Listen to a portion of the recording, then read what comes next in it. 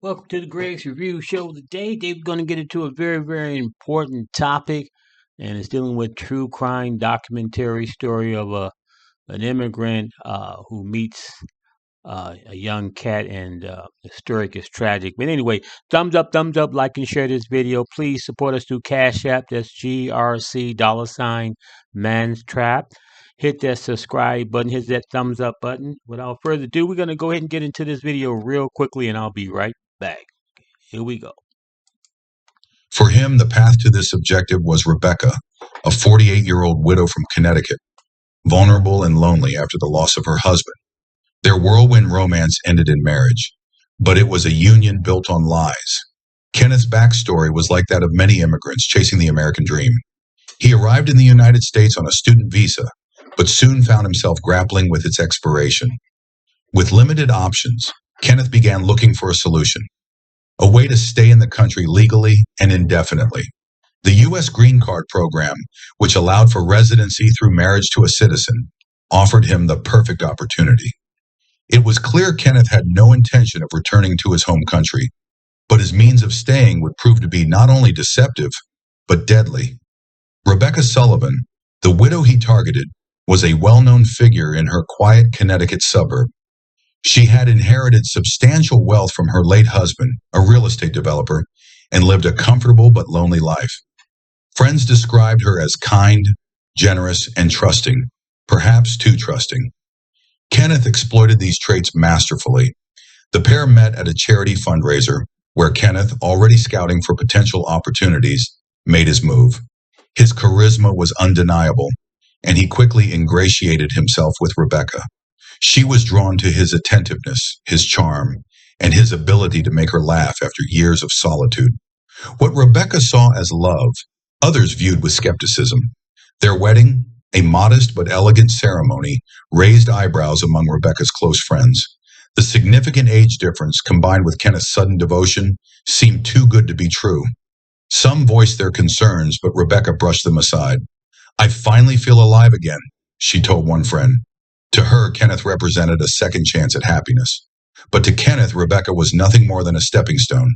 Investigators would later uncover that even as Kenneth recited his wedding vows, he was privately strategizing his future, one that did not include Rebecca. For the first few years, Kenneth played his role convincingly. He was attentive, affectionate, and seemingly devoted. Neighbors and friends remarked on his charm, noting how he seemed to dote on Rebecca. In truth, Kenneth was carefully biding his time. He knew that maintaining the appearance of a loving husband was crucial to securing his green card.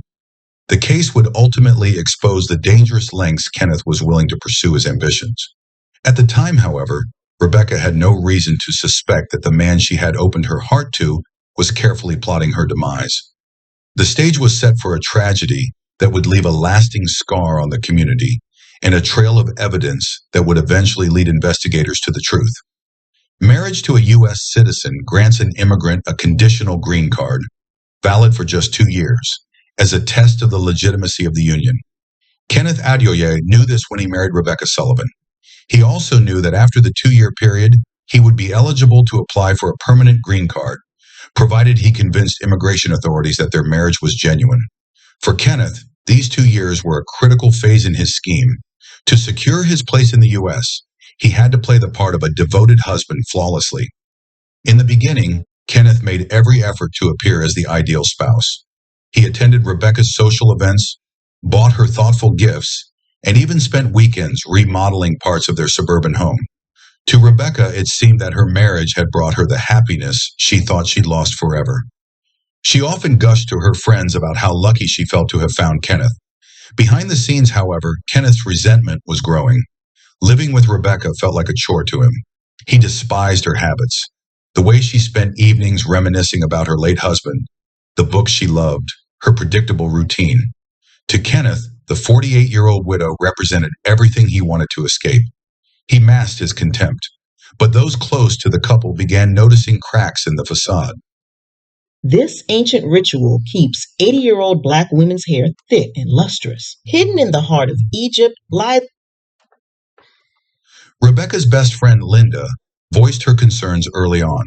She noticed how Kenneth often seemed distracted when Rebecca spoke, and how his charm felt rehearsed.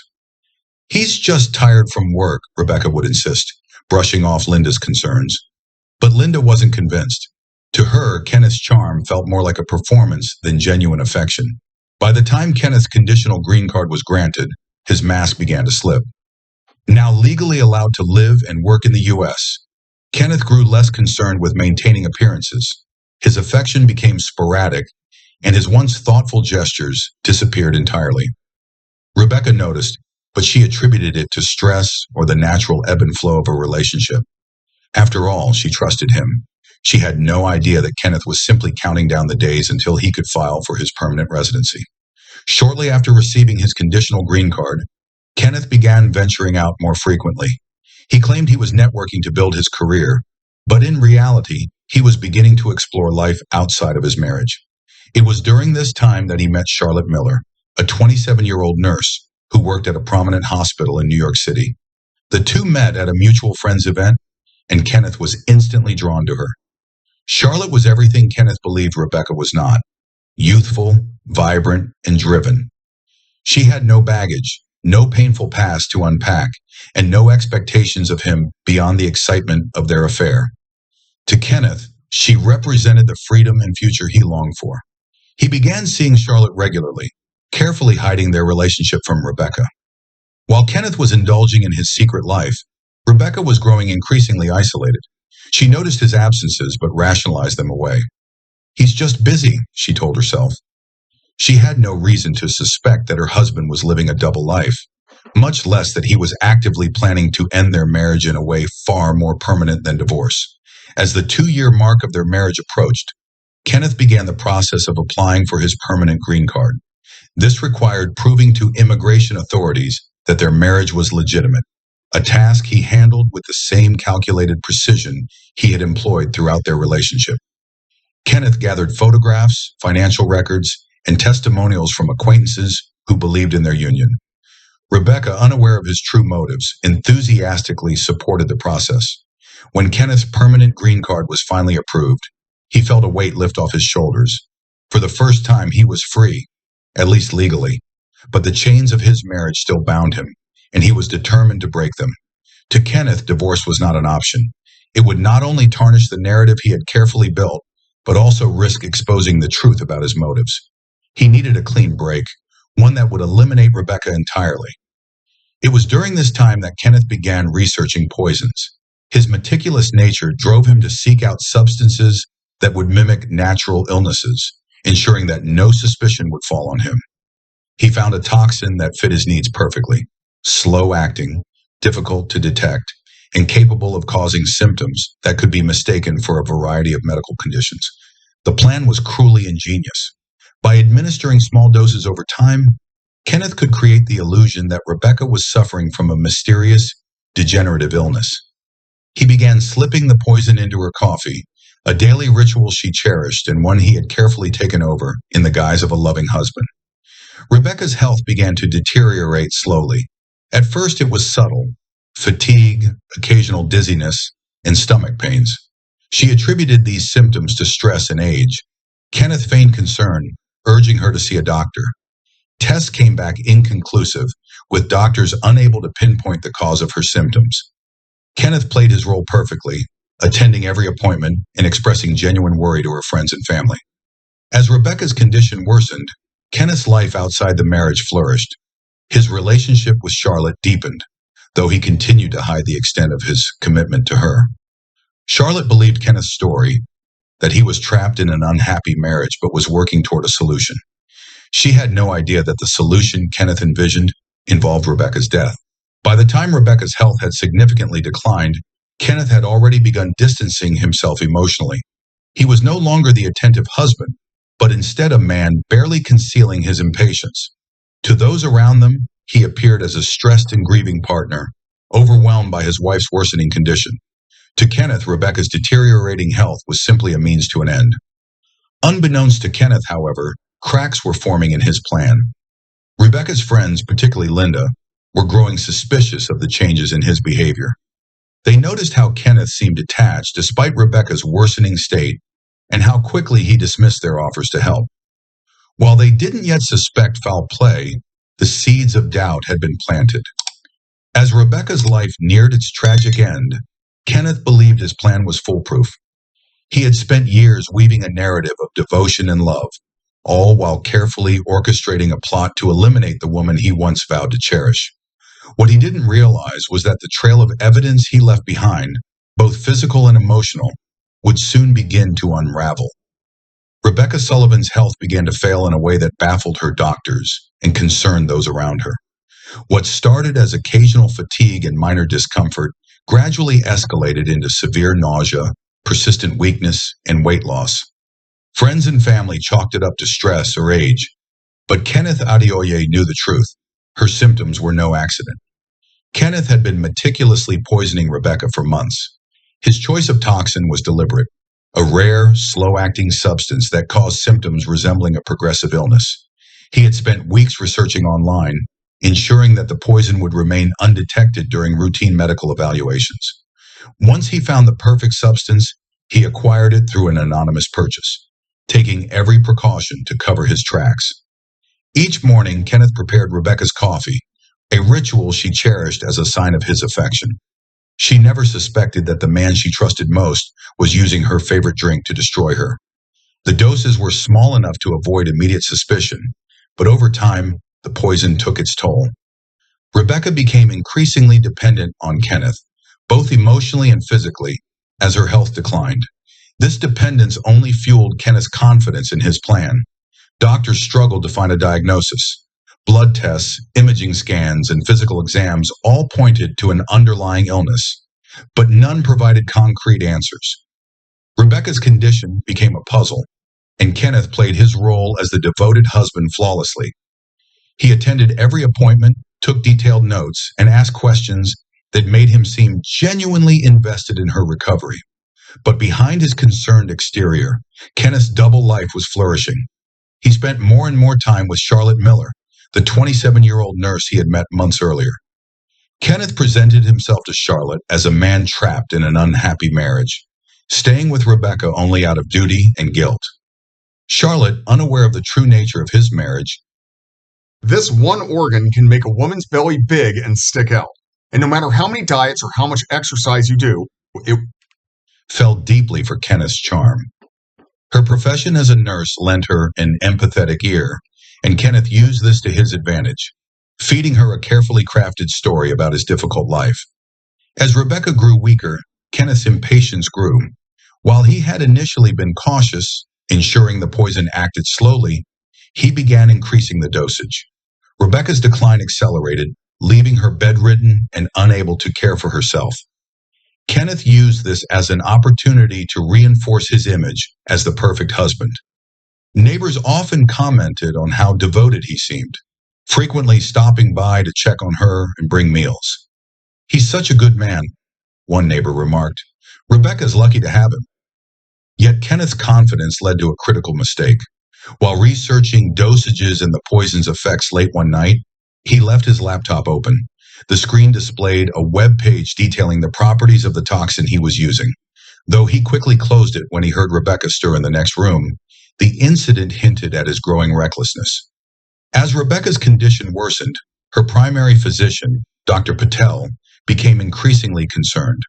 Despite multiple rounds of testing, no definitive cause for her symptoms had been found. Her deterioration didn't match any known illnesses, but certain details nagged at Dr. Patel. The symptoms, weight loss, nausea, and unexplained weakness, were consistent with exposure to certain toxins. Though it was rare, Dr. Patel decided to run a toxicology test as a precaution. Kenneth remained oblivious to Dr. Patel's suspicions, believing his plan was foolproof. He focused on managing appearances, ensuring that everyone around them saw him as a grieving husband grappling with the tragedy of his wife's mysterious illness. However, his behavior outside the home raised questions among casual acquaintances.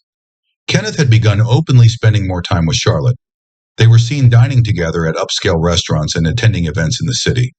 While Kenneth claimed these outings were work-related or with friends, their frequency raised quiet murmurs. To those who knew Rebecca, the sight of Kenneth with another woman was jarring, though no one had concrete evidence to confront him. Meanwhile, Rebecca's condition reached its lowest point. She was now bedridden, unable to eat without assistance, and in near constant pain.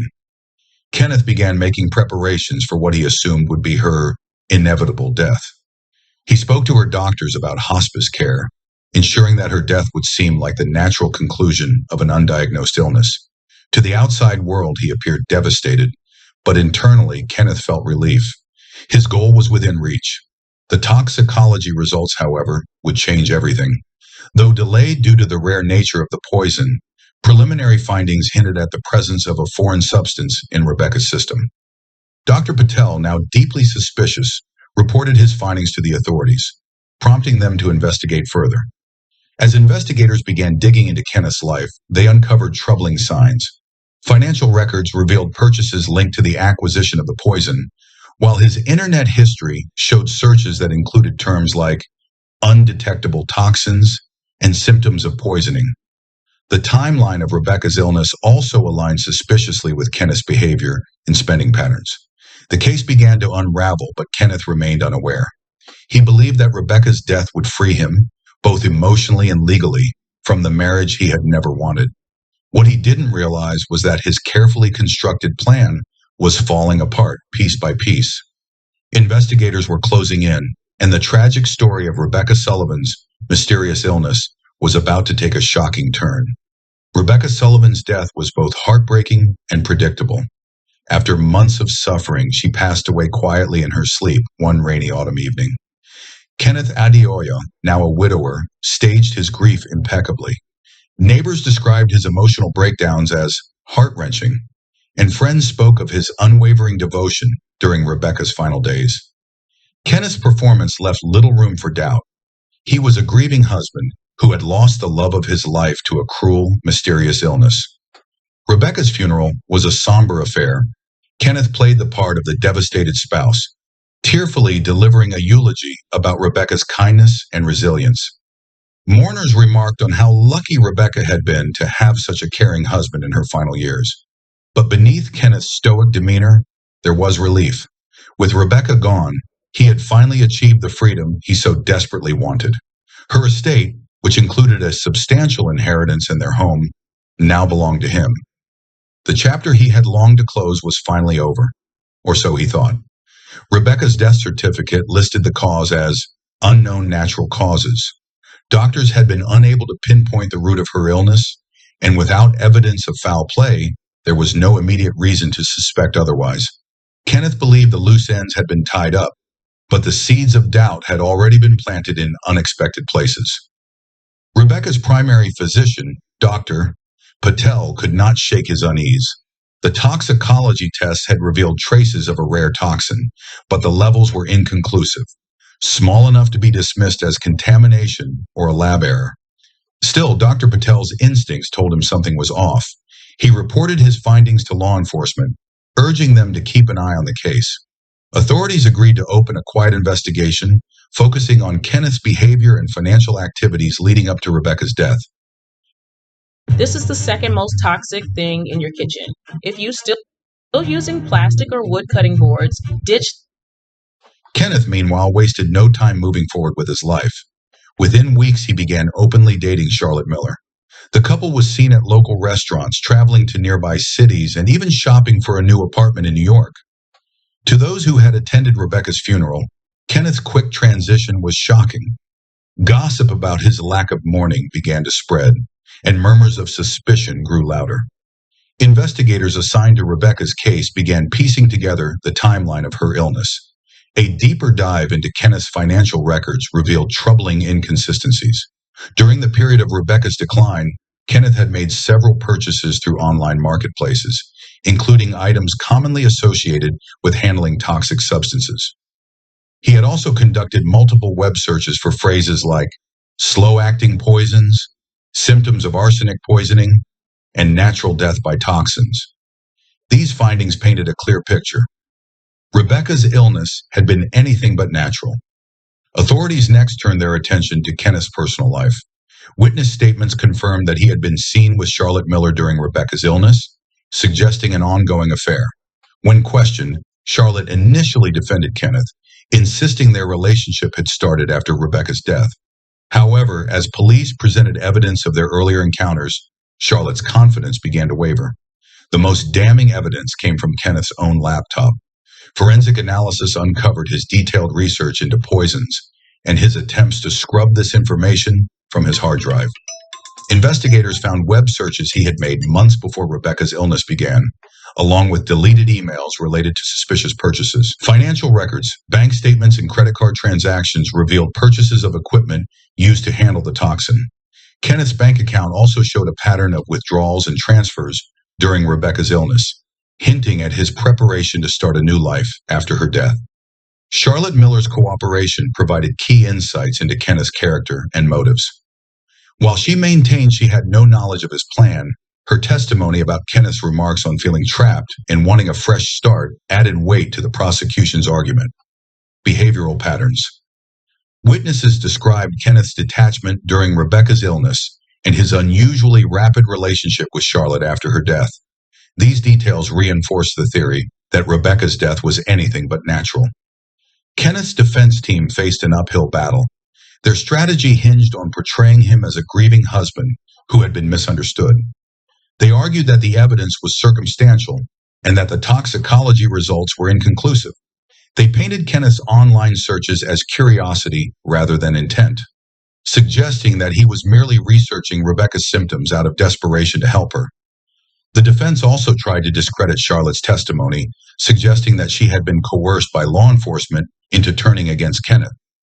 However, the weight of the evidence, combined with Kenneth's inconsistent statements during police interviews, made their arguments weak in the eyes of the jury. The prosecution's final blow came in the form of a timeline meticulously pieced together from Rebecca's medical records, Kenneth's financial transactions, and his online activity. The timeline showed a chilling progression, from Kenneth's initial search for poisons, to his purchases, to the onset of Rebecca's symptoms. This sequence of events left no doubt about his culpability. Adding to this was a surprise witness, a forensic toxicologist who testified that the poison used was so rare, it would never have entered Rebecca's system naturally. This expert testimony eliminated any possibility of doubt, solidifying Kenneth's guilt. After a grueling 6-week trial, the jury deliberated for less than 2 days. On a cold winter afternoon, the verdict was delivered, guilty on all counts, including first-degree murder, fraud, and tampering with evidence. Kenneth showed no visible reaction as the sentence was read, but those in the courtroom described a palpable sense of relief among Rebecca's friends and family.